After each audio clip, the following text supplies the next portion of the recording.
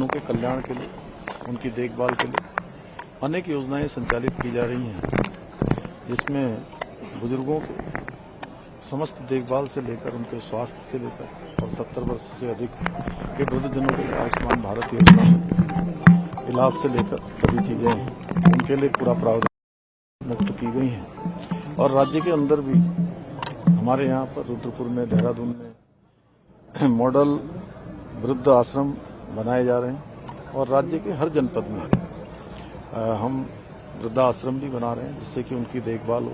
Master trainer भी उनके लिए तैयार कर रहे हैं। इस वर्ष हमने समस्त राज्य के अंदर जितने भी हमारे वृद्धजन हैं उनको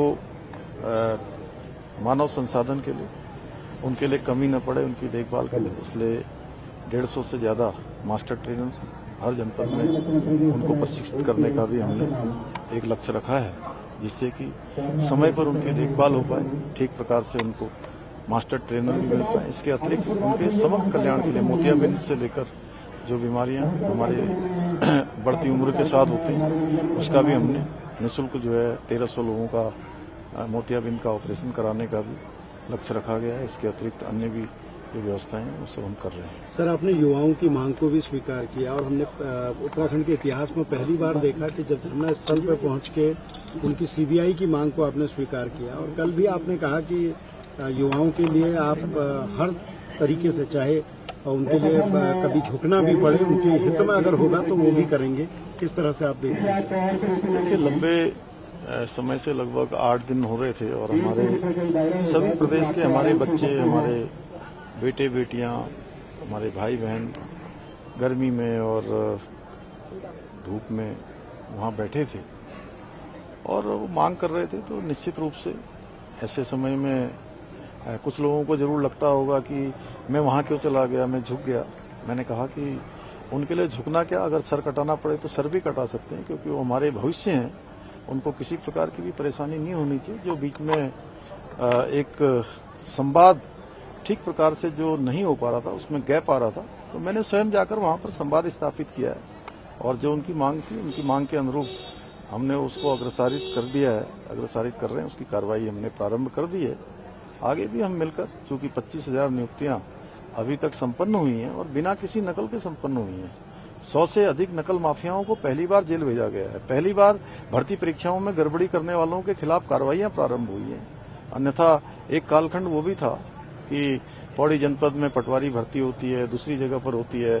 यूके SSSC के चेयरमैन और जो लोग उस समय के उसमें आरोपी पाए गए थे, उन्होंने पेपर तक कई स्थानों पर बैठ के सॉल्व करवाए थे, लेकिन कोई कार्रवाइयां नहीं हुई। हमने युवाओं के हक में ये अभियान प्रारंभ किया है और ये अभियान हमारा चलेगा। अगले एक साल के अंदर 12,000 से अधिक नियुक्तियां अभी होने का कैलेंडर हमारे पास है, आयोग के पास है, दोनों आयोगों के पास। और भर्ती परीक्षाओं को और पारदर्शी बनाया जाए। जो भी कमियां आई हैं, इसके लिए हम एक निगरानी समिति बनाने पर भी विचार कर रहे हैं, जिससे कि हमारे छात्र भी उन समितियों में रहेंगे और वो भी देखेंगे, छात्रों के प्रतिनिधि भी रहेंगे, जिससे कि कोई भी कहीं पर कमी है तो उस कमी को हम सब मिलकर दूर करें। सर, आरएसएस का जन्म शताब्दी वर्ष भी है, इंक्वायरी सेटअप की है। आपने कहा है कि अगर कोई संदेह है तो वो इंक्वायरी से जांच से पता चलेगा। देखिए, ये प्रकरण आया है और बड़ा दुर्भाग्यपूर्ण है इस प्रकार से होना। उसके लिए डीजीपी उत्तराखंड ने पूरा विस्तृत उसमें जो है कल प्रेस को भी ब्रीफ कर दिया है, सभी को बता भी दिया है और इस प्रकरण की हम लोग पूरी जांच करवाएंगे। इसमें भी कहीं भी कोई अगर ऐसे तथ्य पाए जाएंगे तो उसमें कोई कोताही नहीं बरती जाएगी। हम परिवार के साथ हैं, हमारी सारी संवेदनाएं उनके साथ हैं और निष्पक्ष इसकी जांच होगी। अगर कहीं कोई पर कमी पाई जाती है तो कहीं कोई कमी जहां भी पाई जाएगी उसको जो है पूरी तरह से कानूनी रूप से, पूरी तरह से कठोरता से उस पर काम किया जाए। सर, आरएसएस का जन्म शताब्दी वर्ष भी है और प्रधानमंत्री नरेंद्र मोदी आज डाक टिकट भी जारी करेंगे, सिक्का भी जारी करेंगे। कैसे 100 वर्षों की राष्ट्रीय स्वयंसेवक संघ की यात्रा देश के वैभव को आगे बढ़ाने के लिए, देश के अंदर राष्ट्रवाद के निर्माण में, व्यक्तियों का निर्माण करना हो, समाज का निर्माण करना हो, कोई आपदा की स्थिति हो, देश के लिए कहीं पर लोगों को खड़ा करना हो, हर प्रकार से, नैतिक रूप से, चारित्रिक रूप से, सांस्कारिक रूप से, हर दृष्टि से वैभव काल रहा है 100 वर्षों का। और उसमें पूरे देश के अंदर अनेक कार्यक्रम हो रहे हैं और निश्चित रूप से ये हम सब के लिए भी जो है कहीं न कहीं करणीय है, अनुकरणीय है।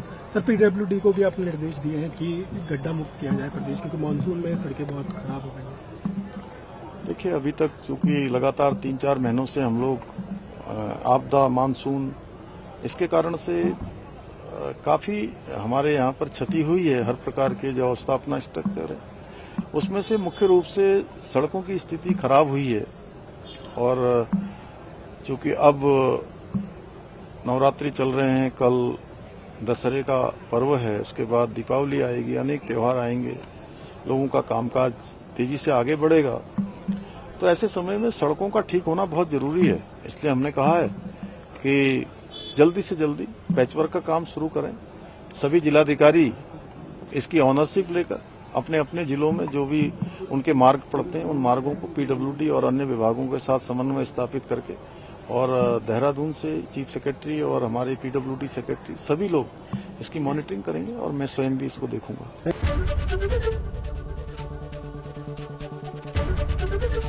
एबीपी गंगा, खबर आपकी, जुबान आपकी।